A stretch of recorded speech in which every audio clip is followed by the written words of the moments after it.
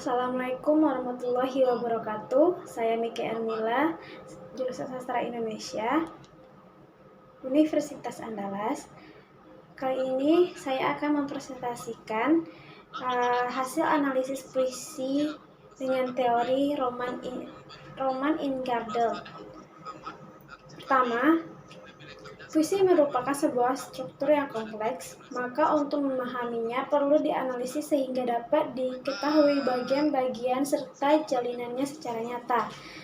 Roman Ingarden membagi elemen-elemen puisi menjadi beberapa lapis, yaitu pertama ada lapis bunyi.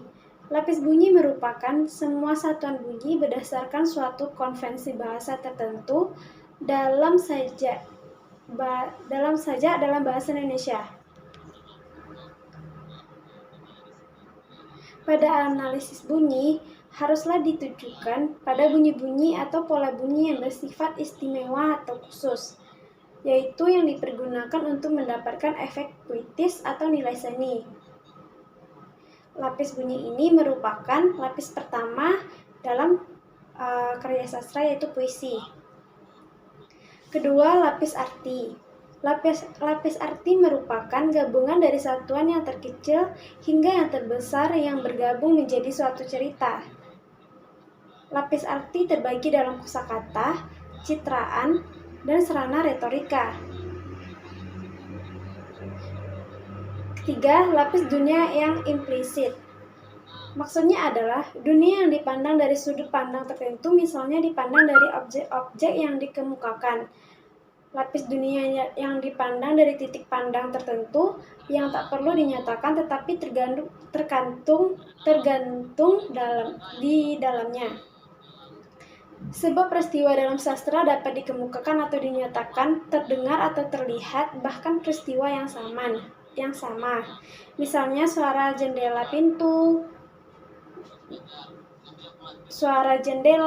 suara pintu dapat memperlihatkan aspek luar atau dalam watak. Keempat, lapis dunia pengarang. Maksudnya adalah analisis objek-objek yang dikemukakan seperti latar, pelaku, dan dunia pengarang. Cerita atau dunia yang diciptakan oleh imajinasi pengarang.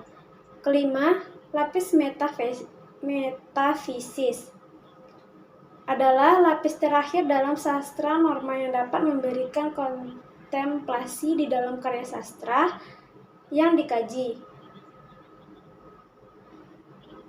Terlihat pada puisi Dere-Dere Cemara karya Chairil Anwar, yaitu cemara menderai sampai jatuh, terasa hari akan jadi malam. Ada beberapa dahan di tingkap merapuh, dipukul angin yang terpendam. Aku sekarang orangnya bisa tahan. Udah berapa waktu bukan kanak lagi. Tapi dulu memang ada suatu bahan yang bukan dasar perhitungan kini. Hidup hanya menunda kekalahan, tambah terasing dari cinta sekolah rendah, dan tahu ada yang tetap tidak diucapkan sebelum pada akhirnya kita menyerah. Analisisnya adalah pertama, lapis suara. Misalnya pada bait aku sekarang orangnya bisa tahan, sudah beberapa waktu bukan kanak lagi, tapi dulu memang ada suatu bahan yang bukan dasar perhitungan kini. Dalam bait ini terdapat asonansi A dan I karena pada umumnya dalam sajak ini bunyi-bunyi yang dominan adalah vokal suara A dan I, seperti pada bait tersebut yang difungsikan oleh penyair untuk menyatakan ketidakmampuan dia menghadapi kenyataan yang akan datang. Kedua, lapis arti. Terdapat pada bait cemara menderai sampai jauh, terasa hari akan jadi malam. Ada beberapa dahan di tingkap merapuh, dipukul angin yang terpendam, yang artinya adalah kesadaran akan perjalanan hidup yang selalu akan berakhir dan tak ada dapat dipungkiri bahwa setiap yang bernyawa pasti akan mati. Selanjutnya pada bait aku sekarang orangnya bisa tahan. Sudah berapa waktu bukan kanak lagi, tapi dulu memang ada suatu bahan yang bukan dasar perhitungan kini. Maksudnya adalah tentang menghadapi kenyataan hidup yang sangat pedih.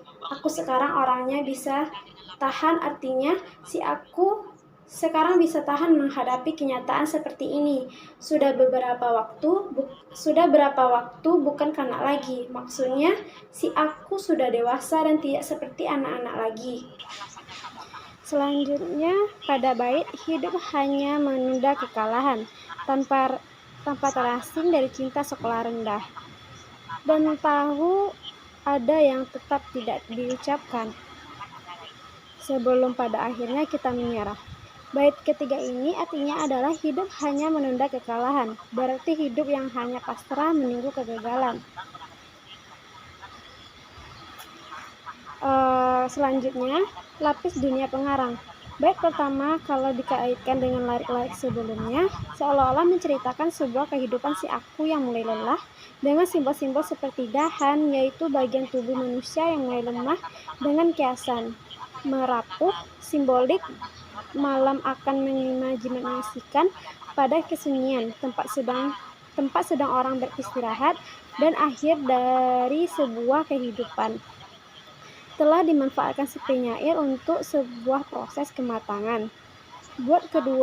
Bait kedua dan ketiga menunjukkan rasa keterasingan, sedangkan kata jauh menunjukkan jarak, yaitu angan-angan masa kanak-kanak yang cemerlang penuh harapan di masa yang akan datang. Tetapi kenyataannya hidup ini penuh penderitaan, sehingga kata jauh lebih tepat daripada kata terasing. Di dalam puisi tersebut, lapis dunianya adalah lapis objek yang ada dalam puisi adalah aku, pohon cemara, angin, dahan cinta, dan sekolah. Pelakunya adalah tokoh aku, latar waktunya adalah malam hari. Selanjutnya ada latar waktu pada malam hari, latar tempat di rumah. Lalu lapis metafisis. Pada puisi ini ada kesadaran akan perjalanan hidup yang selalu akan berakhir dan tak dapat dipungkiri bahwa setiap yang bernyawa pasti akan mati. Selanjutnya ada puisi Aku Ingin dari Sapardi Djoko Damono. Puisinya adalah aku ingin mencintaimu dengan sederhana, dengan kata lain yang tak sempat diucapkan. Kayu kepada api yang menjadikan aku ingin mencintaimu dengan sederhana, dengan isyarat yang tak sempat disampaikan, awan kepada hujan yang menjadikannya tiada. Analisisnya adalah, pertama ada lapis suara. Puisi Aku Ingin karya Sapardi Djoko Damono terdapat lapis bunyi yang digunakan aliterasi dan asonansi. Aliterasi merupakan pengulangan bunyi konsonan dari kata-kata yang berurutan untuk mendapatkan efek kesadaran bunyi, sedangkan asonansi merupakan perulangan bunyi vokal dalam deretan kata. Aliterasi yang digunakan adalah bunyi konsonan D, S, K, sedangkan asonansi yang digunakan adalah vokal A dan I. Selanjutnya ada lapis arti, yaitu bait pertama puisi Aku Ingin karya Sapardi ini berisi mengenai tokoh aku yang sangat mencintai seseorang namun hanya dapat menunjukkannya secara sederhana dan tidak berlebihan. Aku ingin pada puisi tersebut berarti mencintai seseorang dengan cara yang tidak berlebihan, sedang dan secara tulus, apa adanya dan hanya untuk seseorang yang ia cintai. Bait kedua puisi ini berisi mengenai dengan kata yang tak sempat diucapkan, kayu kepada api yang menjadikannya abu. Kata-kata ini berartikan bahwa aku tidak sempat mengungkapkan perasaan cintanya kepada orang yang ia cintai. Hal ini diperjelas dengan kata kayu yang telah menjadi abu. Begitu juga dengan bait berikutnya. Dengan isyarat yang tak sempat disampaikan, awan kepada hujan yang menjadikannya tiada. Bait ini mempunyai pengertian hampir sama dengan yang di atas. tentang keterlambatan seseorang dalam mengungkapkan isi hatinya kepada orang yang ia cintai. Selanjutnya adalah dunia implisit. Puisi Aku Ingin karya Sapardi ini terdapat kata dengan kata yang tak sempat diucapkan kayu kepada api yang menjadikannya abu. Pada bait yang pertama memiliki makna implisit bahwa tokoh aku tidak mengucapkan rasa cintanya sehingga cintanya sudah seperti abu karena tidak dinyatakan secepat mungkin.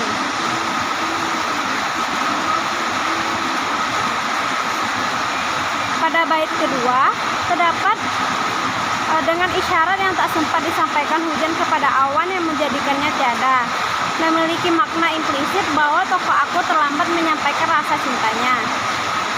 Selanjutnya ada lapuk dunia pengarang. Puisi Aku Ingin, objek-objek yang terdapat dalam puisi ini adalah awan dan hujan. Pelaku atau tokohnya adalah aku dan kamu, mu. Dunia pengarang adalah ceritanya yang merupakan dunia yang diciptakan oleh si pengarang menurut Pradopo tahun 2012 halaman 18. Dunia pengarang dalam puisi ini adalah kata mencintai karena kata tersebut merupakan kata kerja sehingga terciptalah puisi tersebut.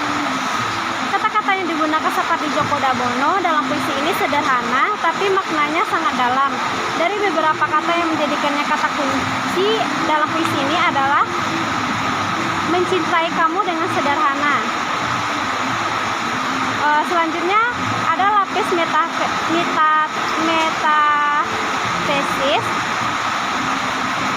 Puisi Aku Ingin ini menceritakan tentang pelaku pada tokoh aku yang mencintai seseorang namun tidak dapat mengucapkan ataupun menyampaikan rasa cintanya kepada seseorang yang ia cintai itu. Dalam puisi tersebut, jika dilihat dari kata yang menjadikannya abu dan yang menjadikannya tiada, merupakan gambaran bahwa orang yang dicintai oleh tokoh aku telah menjadi milik orang lain. Hanya itu yang dapat saya sampaikan. Salah dan nyangkalnya saya mohon maaf. Wabillahi taufiq hidayah. Wassalamualaikum warahmatullahi wabarakatuh.